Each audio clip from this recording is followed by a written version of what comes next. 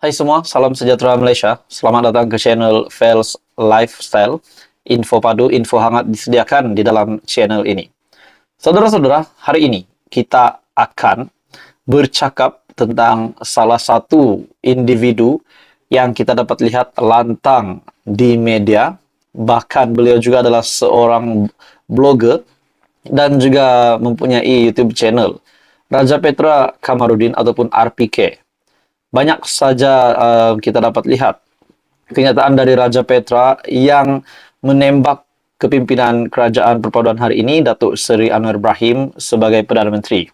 Dan ada juga menyatakan, kalau berani, Raja Petra baliklah ke Malaysia. Dan pada akhirnya, saudara-saudara, dalam satu artikel dari biharian.com, Raja Petra, kalau rindu, pulanglah tapi kena ikut prosedur.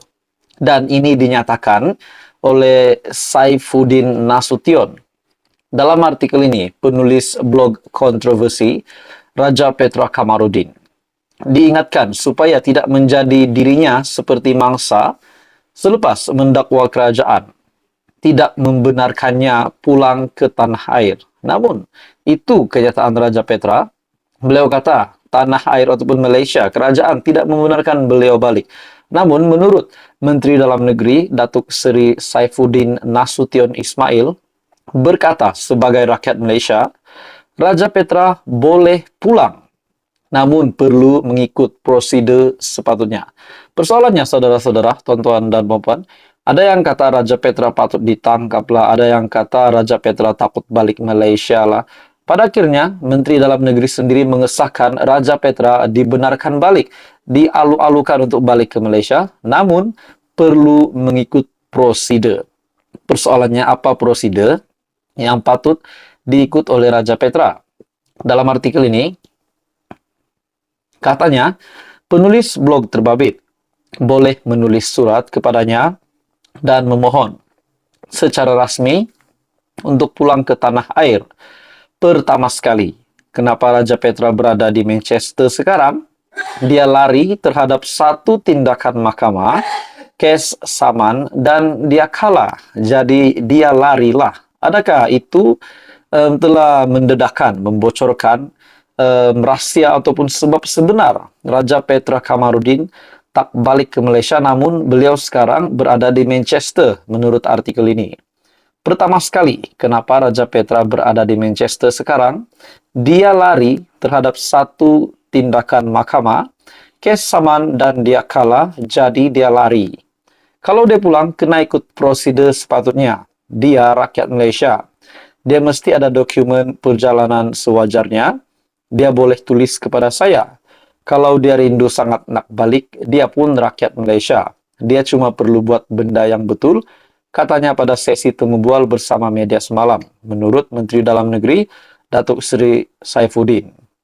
Raja Petra sebelum ini mendakwa kerajaan tidak membenarkannya pulang ke tanah air dan bukannya menjadi pengecut seperti yang didakwa sesetengah pihak. Beliau berkata, pelbagai cara sudah dilakukannya untuk pulang ke Malaysia sejak 2013. Termasuk mengadakan rundingan dengan Timbalan Perdana Menteri Datuk Seri Dr. Ahmad Zahid Hamidi ketika di bawah pentadbiran Datuk Seri Najib Razak. Saifuddin Nasution berkata, jika isu utama Raja Petra tidak dapat pulang ke Malaysia kerana tiada dokumen perjalanan, kerana dibatalkan atau dikenakan perintah sekatan, beliau boleh mengemukakan permohonan secara rasmi. Jadi, saudara-saudara, adakah di sini Raja Petra saja nak play victim atau niat dia apa? Jalur undang-undangnya ialah dia kena berurusan dengan siapa? Bukan dengan Menteri Belia dan Sukan atau Menteri Pertanian, tetapi dengan Menteri Dalam Negeri. Jadi, apa komen Anda, saudara-saudara? Teruskan bersama di dalam channel ini. Jangan lupa tekan butang like, share, dan subscribe. Hai semua, salam sejahtera Malaysia. Selamat datang ke channel Fels Lifestyle. Tuan-tuan dan puan-puan, satu lagi topik panas, satu lagi kejutan besar. Ini dinyatakan oleh salah satu kepimpinan tertinggi UMNO, yaitu Ashraf Wajdi Dusuki. Dr. Ashraf Wajdi Dusuki.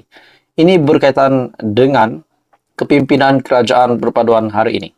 Tapi sebelum saya sampaikan, satu artikel dari biharian.com yang bertajuk "Rakyat Berhak Dapat Kerajaan yang Lebih Baik". Ada satu kenyataan dalam artikel ini menyebut nama Menteri Ekonomi hari ini di dalam Kabinet Kerajaan Perpaduan, Rafizi Ramli. Terdapat banyak penerimaan rakyat berkaitan dengan kepimpinan Menteri Ekonomi tersebut, yaitu Rafizi Ramli. Sudah pasti setiap pemimpin-pemimpin politik, termasuk Perdana Menteri sendiri, Datuk Seri Anwar Ibrahim, ada saja kritikan yang diterima, ada saja teguran, nasihat yang diterima, dan sudah pasti ada saja yang tidak menyukai kepimpinan kerajaan hari ini. Namun kita tidak boleh nafikan bahwa di sebalik kritikan, di sebalik nasihat, di sebalik cakap-cakap itu, memang terdapat ramai juga yang menyukai kepimpinan kerajaan perpaduan. Nah, ramai yang bertanya bagaimana pula dengan status Rafizi Ramli sebagai Menteri Ekonomi. Adakah beliau menjalankan tugas dengan baik ataupun tidak? Nah, dalam artikel ini, saudara-saudara, Setiausaha Agung UMNO, Datuk Dr. Ashraf Wajdi Dusuki, menegaskan bahwa kelantangan beberapa pemimpin UMNO menegur kerajaan sejak kebelakangan ini adalah hak sebagai seorang rakyat. Beliau berkata, kelantangan yang disuarakan oleh pemimpin-pemimpin itu juga perlu didengari kerajaan perpaduan. Baguslah semua orang lantang. Ia tanda di mana kekurangan perlu ditambah baik. Bagi saya sangat setuju dengan kenyataan Datuk Dr. Ashraf Wajdi Dusuki ini, di mana baguslah semua orang lantang. Ia menjadi tanda di mana kekurangan perlu ditambah baik. Saya juga berharap semua rakyat kena lantang bersuara kerana ia adalah hak rakyat untuk mendapat kerajaan yang lebih baik. Veteran UMNO sebelum ini, Tan Sri Shahrir Samad, mengkritik kerajaan perpaduan yang didakwanya tidak cekap dalam pengendalian urus tadbir negara. Beliau berkata, ketika menjadi pembangkang, ada parti yang sering mempertikaikan kerajaan. Tetapi apabila sudah menjadi kerajaan, tidak membuat kerja dengan baik. Bertahun sebagai pembangkang, asyik menyalahkan dasar dan strategi kerajaan.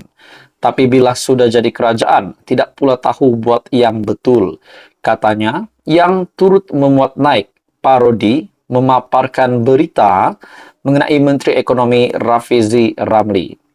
Bertahun sebagai pembangkang, asyik menyalahkan dasar dan strategi kerajaan. Tapi, bila sudah jadi kerajaan, tidak pula tahu buat yang betul, sinisnya menerusi hantaran di Facebook pada Rabu. Menurut Anda, tuan-tuan dan puan, apa komen Anda berkaitan dengan kenyataan dari Tan Sri Shahrir Samad melalui Facebook-nya tersebut? Turut mengkritik adalah ahli Majlis Kerja Tertinggi MKT UMNO, Isham Jalil, yang menyifatkan kejatuhan ringgit dan terus jatuh hingga memberi kesan buruk kepada kenaikan harga barang dan makanan negara yang kebanyakannya bergantung kepada import. Rafizi kata kerajaan tidak bincang lagi tentang sama ada kerajaan akan campur tangan untuk mempertahankan ringgit. Dia kata kita bukan ada banyak reserve pun untuk mempertahankan ringgit. Saranan saya, kerajaan perlu bincang segera. Ringgit sudah lama jatuh dan terus jatuh, dan ini memberi kesan buruk kepada kenaikan harga barang dan makanan yang banyak bergantung kepada import, katanya menerusi perkongsian di Facebook. Jadi saudara-saudara, apa komen Anda berkaitan dengan kritikan yang diterima oleh kerajaan hari ini, terutamanya yang menyebut nama salah satu menteri di dalam kerajaan perpaduan, yaitu Menteri Ekonomi Rafizi Ramli. Apa komen Anda? Teruskan bersama di dalam channel ini. Untuk info yang seterusnya, jangan lupa tekan butang like, share, dan subscribe.